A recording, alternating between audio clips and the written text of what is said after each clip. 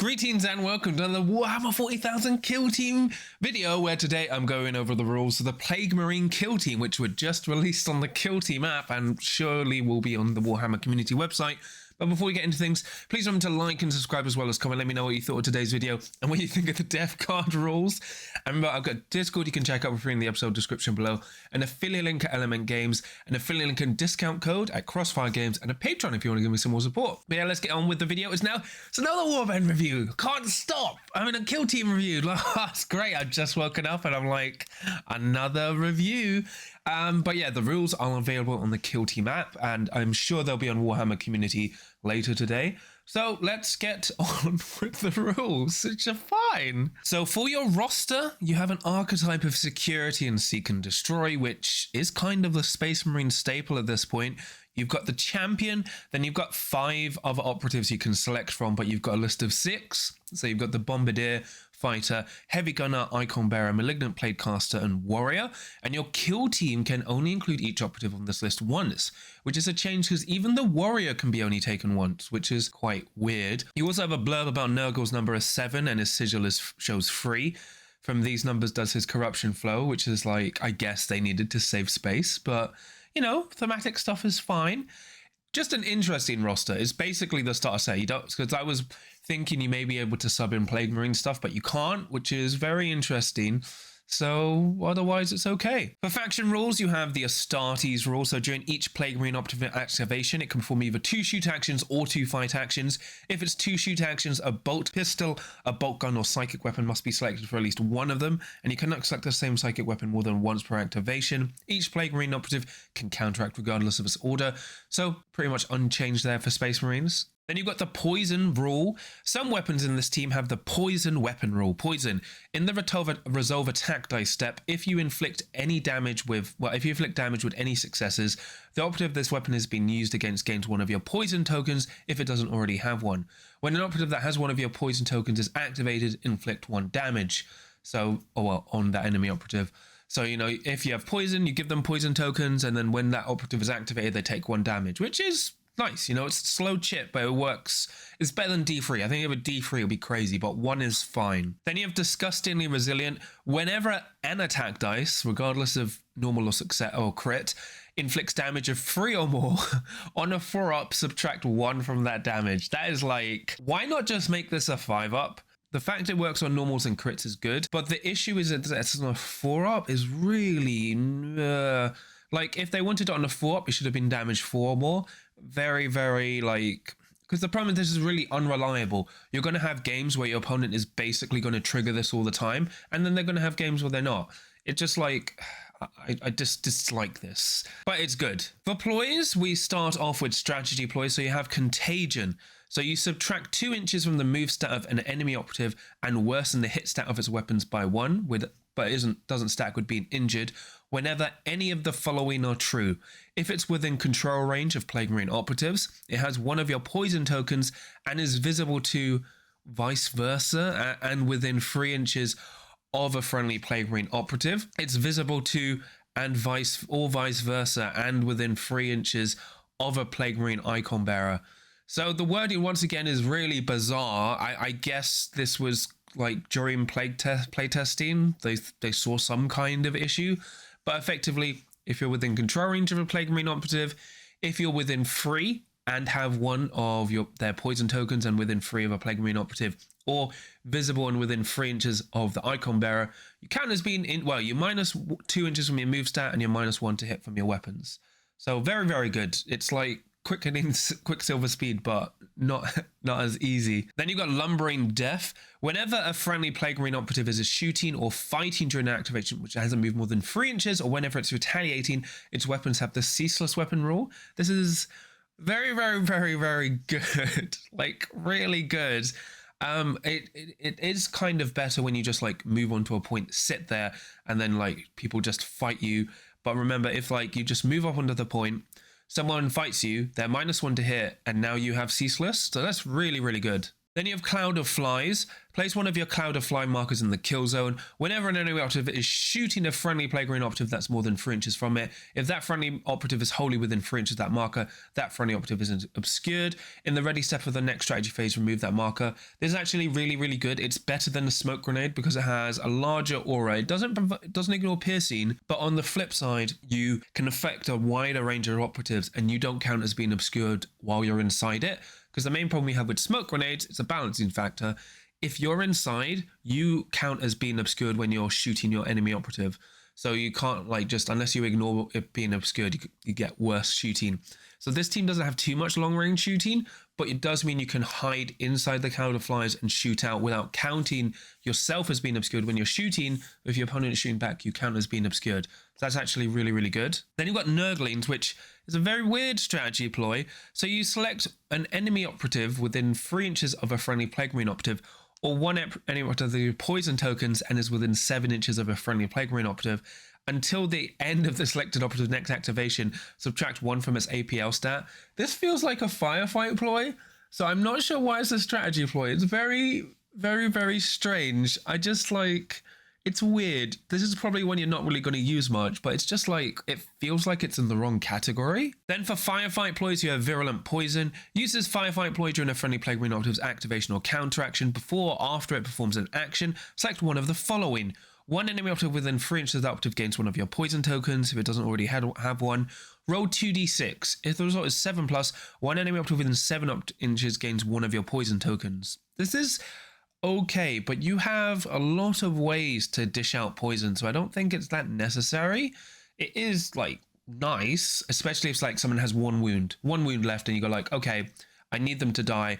I'm just going to use this to give them a poison token now, but it's not great. Then you've got Poisonous Demise. Use this Firefight ploy when a friendly Plague Marine operative is incapacitated. Each enemy operative visible and within 3 inches of the operative gains one of your poison tokens if they don't already have one. For each of those enemy operatives, the operative has one of your pain tokens, including if they gained one during this action, inflict 1 damage on them instead. So it's kind of like a poison bomb, but you give everyone a poison token, and if they don't already have, well, and if they've already got a poison token, instead you do 1 damage on them. It's got a nice range aura, so this one is actually quite useful. Probably better, like, if, especially actually quite good into elites if your opponent's bunched up, but just good if you charge into like a big, like, crowd of enemy operatives. Then you've got Sickening Resilience. Use this Firefight ploy when an attack dice inflicts damage on a friendly operative until the end of the activation or counteraction. For the purpose of discussing resilience rule for that operative, always subtract 1 from the damage roll inflicted to a minimum of 2. You don't need to roll. Oh, yeah, I mean, fine.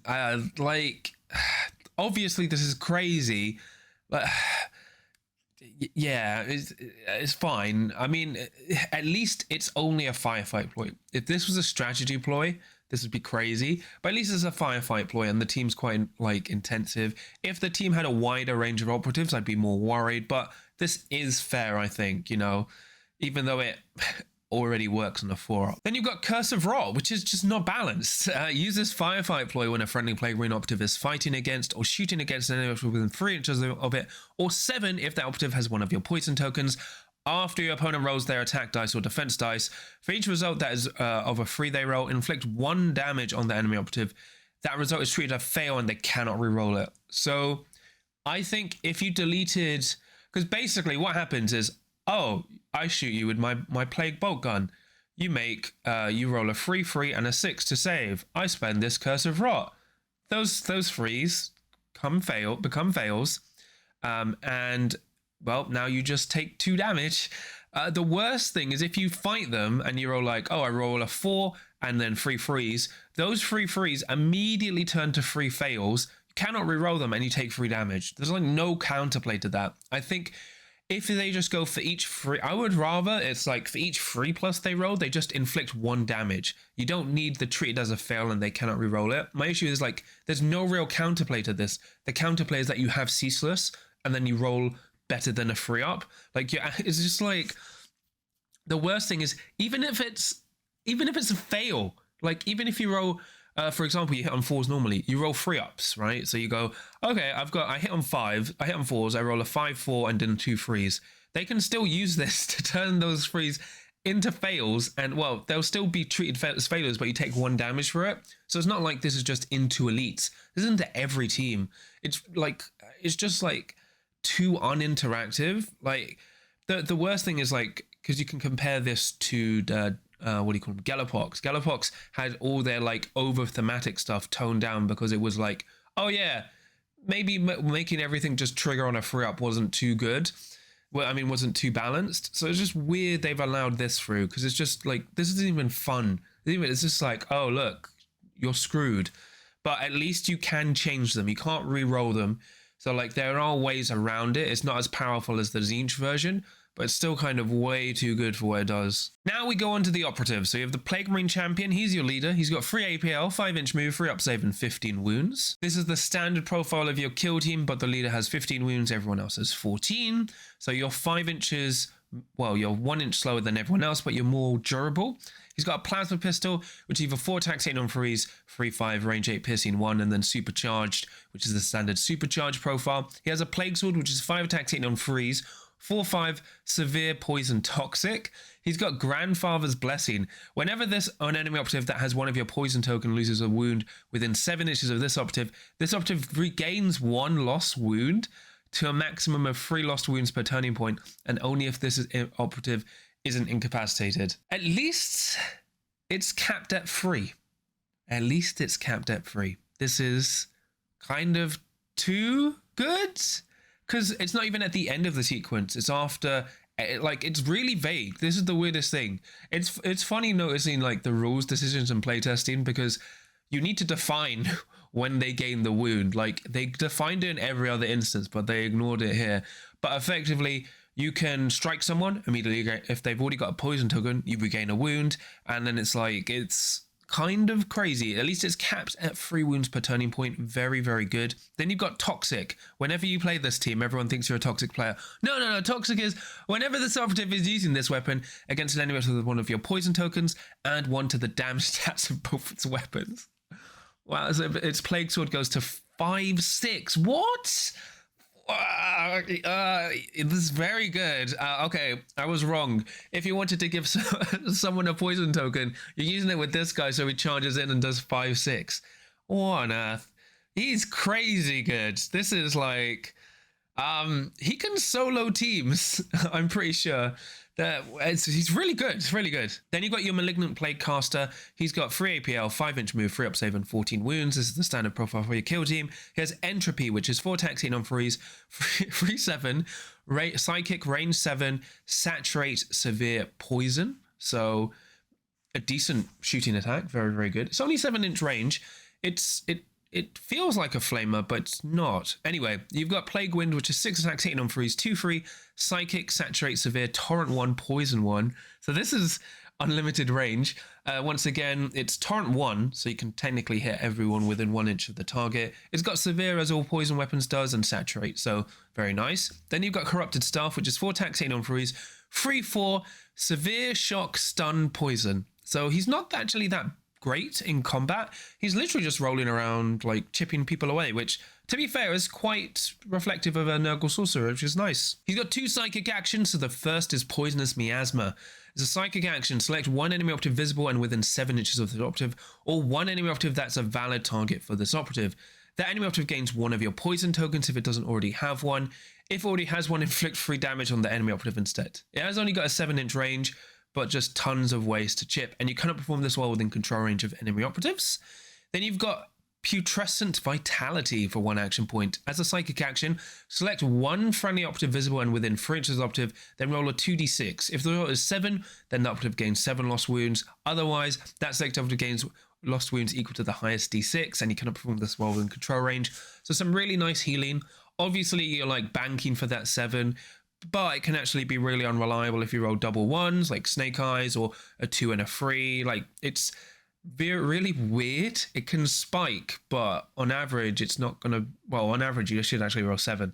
But it's interesting. It can be unreliable. Then you've got your Bombardier, who has a bolt gun, which is 4 attacks, 8 on freeze, 3-4, and fists, which are 4 attacks, 8 on freeze, 3-4. He's got the Grenadier ability. So this operative can use Blight and Crack Grenades. Doesn't count towards your limited uses, and he gets +1 to hit with them, so he's your standard Grenadier. and his grenades have the toxic weapon rule. Whenever this operative is using this weapon against another operative, there's one of your poison tokens. Add 1 to the both damage stats of this weapon. So his crack grenade goes to 5/6, and his flight grenades goes to 3/5. Oh gosh, that's really good. Like, my gosh, wow, that's really, really good. And he hits on freeze with them. He's great. He's great. I like this team. Then you've got the Plague Marine Fighter. He's not a lover. He's got the Flail of Corruption, which is 5 attacks in on freeze, 4/5, brutal, severe, shock, poison. So it's always getting a crit, and it's got shock, and it's got brutal. And and then it's got Flail for 1 action point. Inflict D3 plus 2 damage on each other operative that's both visible and within 2 inches of this operative. Roll separately for each. If it's an enemy operative, on a free, that enemy operative also gains 1 of your poison tokens. So this affects everyone. But it does do more damage to enemy operatives. This operative cannot perform this action while as a concealed order or during an action which is perform more than 1 fight action, and it cannot perform more than 1 fight action during an activation in which it performs this action. So what you can do is charge, flail, fight, or what I think is more funny, charge, fight, and then counteract flail. Because people forget you can counteract flail. This is really good. Like, this is just great. You run into a horde, and what you actually do is do the flail first, then fight. It's like really, really good. This is actually great at chipping down even other elite fighters, because you run in, do a minimum of 3 to 5 damage, then fight. It makes you win the fight versus another Space Marine. That's really, really good. Then you've got the Heavy Gunner, who has a Plague Spear, which is 5 attacks hitting on 2s, 3/3, range 7, saturate, severe, torrent 2, poison, and then it's got fists. So the interesting thing about this, I thought it might have had heavy, but what you do is you reposition the dash 8 inches and then flame someone, and then you actually will do a lot of chip. It's not amazing into elites, but considering you should be doing 6 damage, that's nice, and it does give out a poison token. Very, very good. Then you got your Icon Bearer. Here's a Bolt Pistol and Plague Knife. The Plague Knife is 5 attacks hitting on 3s, 3/4, severe poison. It's an Icon Bearer, so it counts as 1 AP or higher for controlling points. And then Icon of Contagion. Whenever this operative is in the kill zone, the Contagion strategy ploy costs you 0 CP. That's a strategy ploy. That's effectively +1 CP per turning point. What? Why? Like, why? I actually would have preferred if it made virulent poison the free ploy per turn. It's fine. It's all fine. This is really thoroughly tested and balanced. It's fine. Fine. Then you've got the Plague Marine Warrior, who has a bolt gun and plague knife. There's 4 attacks in on 3s, 3/4 severe poison. It's got repulsive fortitude. Whenever an operative is shooting this operative, defense dice of 5+ of critical successes, which is nice. Makes it a little bit tougher to kill. And then it's got toxic. Whenever this operative uses a weapon against an enemy operative that has 1 of your poison tokens, add 1 to its damage stat. So its bolt gun can go to 4/5. It's actually interesting. I think there's matchups where maybe into the elite matchup, you actually drop the Plague Spewer or maybe the Psyker. I actually think the Plague War is quite decent. Like, literally going to a 4/5 bolt gun is really good into horde teams. So, because like even 8 wound teams, because he's just gonna like blow through them, and the 5-up crit save is actually really nice. So I think the Warrior is a decent option, and I'm kind of a bit sad you can't take more than 1, which is nice. I like how this edition has made Warriors better. And then we've got faction equipment. So you've got Plague Bells, which you always take because you can ignore any changes to the stats of Plague Marine operatives from being injured. So you're always taking Plague Bells because now you just never count as being injured, which is weird, but once again, the game has been kind of horrible at balancing faction equipment. Then you've got Blight Grenades. You can use these twice during the battle. So I don't know why I just say you select this twice anyway, when you get 2 of these. Anyway, it's Blight Grenade, 4 attacks in on 4s, 2/4, blast 6. Oh, well, range 6, blast 2, saturate, severe poison. So it's always going to get at least 1 crit. It's nice if you're running into hordes because you just take 2 of these. Then you got Playgrounds. Friendly Plague Marine bolt guns and bolt pistols have the poison and severe weapon rules. This is crazy. Oh wow, that makes the Warrior even better. Wow, that's really good. Yeah, actually, it's situational. Like, you'll probably take it. Well, actually, I mean, I think you would take this in general because most of your operatives have bolt pistols. So this is really nice. Then you've got Poison Vents. Whenever an enemy operative that has 1 of your poison tokens is activated within 3 of a friendly Plague Marine operative, inflict D3 damage instead of 1. Well, you know when I said it was balanced, I just did 1 damage? It's fine. Poison Vents, you're always taking. So now you inflict D3 damage instead. It's fine. It's fine. It's fine. Look, it's within free. That's why say control range. Remember, everything's balanced because of Nurgle's number. So for how to collect this kill team, it's a fixed operative kill team. So there's actually two ways to do this. There's the expensive route of buying a Plague Marine box and then like buying a Plague Marine captain and a Plague Marine sorcerer, or you just use the starter set. I'm actually working on my own conversions with making them Horus Heresy using the starter set weapons. But that's it. The only issue is you can't buy the box at the moment, so that's a bit unfortunate. But as a start box, so effectively the start set is £67.50, so you can find it like it's actually quite a good deal. So otherwise, that's the way you can collect this kill team. Just try and get the start set, like try and go in halves, because it's much cheaper than trying to find the Plague Marine box and buying a Psyker and buying a captain or like converting one. But that's how you go. So for the Plague Marine overview, oh gosh, you know, I'm gonna try and be relaxed. Obviously this team isn't really well balanced, and you can kind of say, oh, you know, the thing that balances it is the team is 7 operatives. Like you have a maximum of 7 operatives to select, and you have a kill team of 6. And look, the rules are more thematic, yes. But once again, we're like encroaching into the area where thematic is overtaking balance. Like there are a lot of interactions here which aren't balanced, but have been allowed because of being within free. Nurgle's number is free. And the thing is, this was provenly a problem with Galapox. And now they fixed it with Galapox and then just done it again. So it's like no one's learning from their mistakes. And it's just really weird. I think, look, the team is fun, but it's clearly like got way too much like elements that spike up in power and are uninteractively fun, in terms of like your opponent doesn't really have counterplay to it, except like, for example, not rolling freeze. And then it's just like, it's weird. Like obviously balance isn't great at the moment. And to be fair, it's a bit disappointing because it makes the game look worse, because it looks like they can't balance the game. And it's not like this team is overpowered. This team is very, very, very good. I mean, I think it's too early to say yet. I haven't had any games with it, you know, unlike other people who have posted their updated tier list like 2 weeks ago with these rules, and actually dropped the review of it. But I think the kill team as a skeleton, like on its fundamentals, is really good. It's actually quite interesting. I really like the warrior. I think the warrior and like generally most of the operatives are well balanced. It's just kind of like, I don't think the toxic rule was really needed, considering how much chip and healing this team can do. Like, I think if you remove the toxic stuff, or like the first light just made toxic a little bit less powerful. But like fundamentally wise, on a 4-up, your damage negation working on every like normal or crit damage is very, very good. And obviously for one action, activation or counter action, you can make that just always work, which is good. The team's quite CP intensive until they made their best strategy ploy free, which is great. But they, you know, you need to kill the icon, like, but I don't even think that's worth it.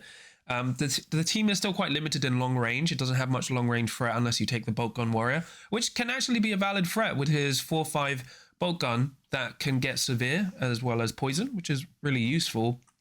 And the team is really great on like dense kill zones, clearly Vocus, and actually quite good on Gallo Dark, right? The nice counter, the nice like combination I like is using, even just putting like running onto the point with Plague of Flies, because you, especially if you're in there, you don't care about being obscured.